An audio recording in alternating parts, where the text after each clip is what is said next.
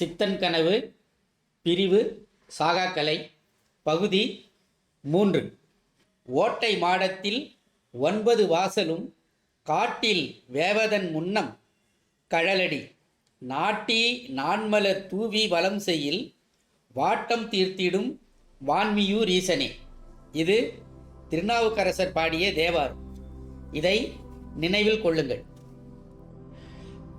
கொல்லிமலையின் போகர் குகையில் சீடர் சோங்கியானவர் தனக்குள் வெப்பம் உருவாகி குளிர்நிலை குறைந்து தமக்கு ஆச்சரியமாக இருந்ததை கண்டு மிகவும் மகிழ்ச்சியாகி போதி சித்தரை வணங்கி நின்றார்.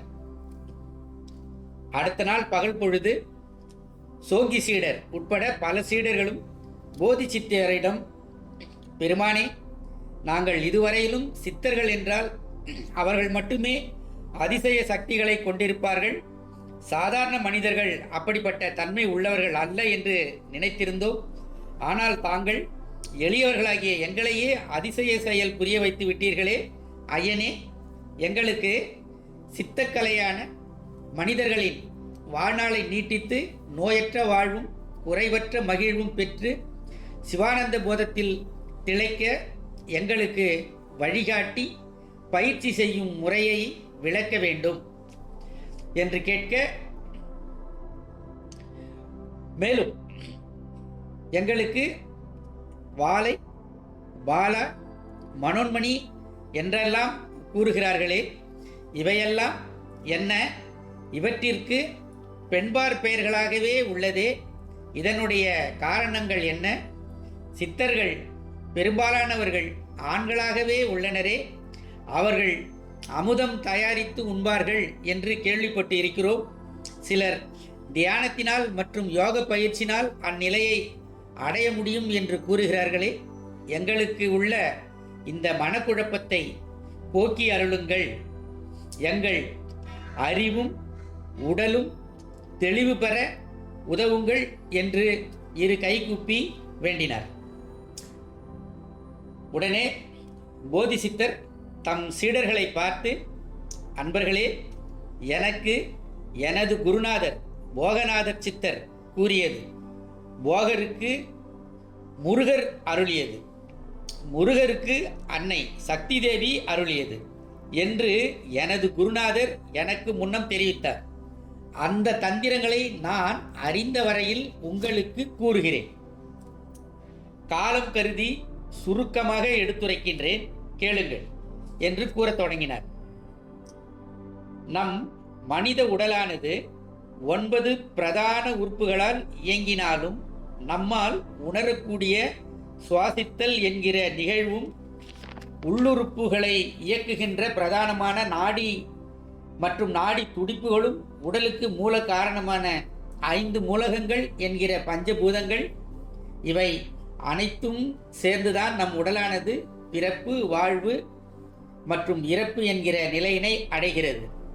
இந்நிலையில் நமக்கு ஒரே ஒரு உயிர் உள்ளது என்று நினைத்து அதை நிலைக்க செய்ய முயன்றால் நீங்கள் ஏமாற்றம் அடைவீர்கள். நம் உடலானது பல உயிர்களின் தொகுப்பாகும் அல்லது கூட்டமைப்பு ஆகும். இதில் எதில் ஒன்று பாழ்பட்டு போனாலும் உடலானது கெட்டுவிடும். இதையே இறப்பு என்று நாம் கூறுகிறோம்.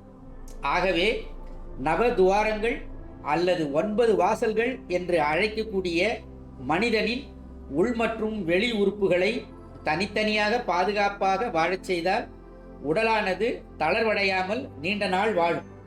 இந்நிலையை மனிதர்களாகிய நாம் 3 வழிகளில் பெறலாம். ஒன்று முப்பு என்று அழைக்கப்படுகிற அல்லது குருமருந்து என்று கூறுகிறார்கள். இதற்கு அமுதம் என்ற பெயரும் உண்டு. இப்படிப்பட்ட ஒரு பொருளை கொண்டு நமது உடலை கற்ப தேகமாக மாற்றிக்கொள்ளலாம்.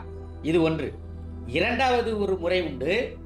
அதற்கு பயிற்சி மற்றும் தியானத்தின் மூலம் நம்முடைய மனிதனுடைய எலும்புக்குள்ளிருக்கும் மூளை அல்லது சுக்கிலம், அதாவது மஜ்ஜை என்று அழைக்கப்படுகின்றதை பழக்கப்படுத்தி அதிலிருந்து சக்தியை வெளிப்படுத்தி அதிகமாக பெற்று கற்ப தேகமாக மாற்றிக்கொள்ளலாம்.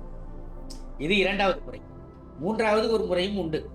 அதாவது ஏற்கனவே சித்தி பெற்ற சித்தர்கள், முனிவர்கள், தெய்வங்கள், சிறந்த குருமார்கள் மூலம் பிரபஞ்ச சக்தியை உடலில் நமக்கு அவர்களிடத்தில் இருந்தே பெற்று கற்ப தேகமாக மாற்றிவிடலாம்.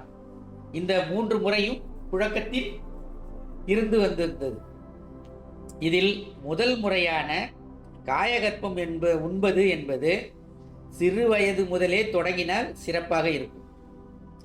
இரண்டாவது முறை பல காலங்களுக்கு பயிற்சி செய்ய வேண்டும். எலும்பு மஜ்ஜையில் இருந்து சக்தியை பெறுவது சாதாரண காரியம் அல்ல.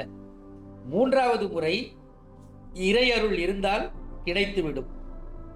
ஆனால் சாதாரணமாக முயற்சி செய்பவர்களுக்கு கிடைத்தாலே தற்காலங்களில் அது அதிசயம்தான்.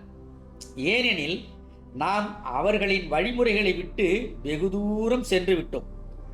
சரி, இனி இந்த 3 வழிமுறைகளையும் சற்று விரிவாக பார்ப்போம்.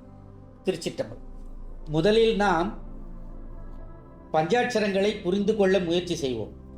நமசிவய அல்லது சிவய நம என்று நாம் இறைவனை போற்றி துதிக்கின்ற இந்த பஞ்சாட்சரமானது ஆதி காலத்தில் ஆ, இ, உ, ஏ, ஓ என்று 5 அட்சரங்கள் மிகவும் வலிமை வாய்ந்தவையாக இருந்தன.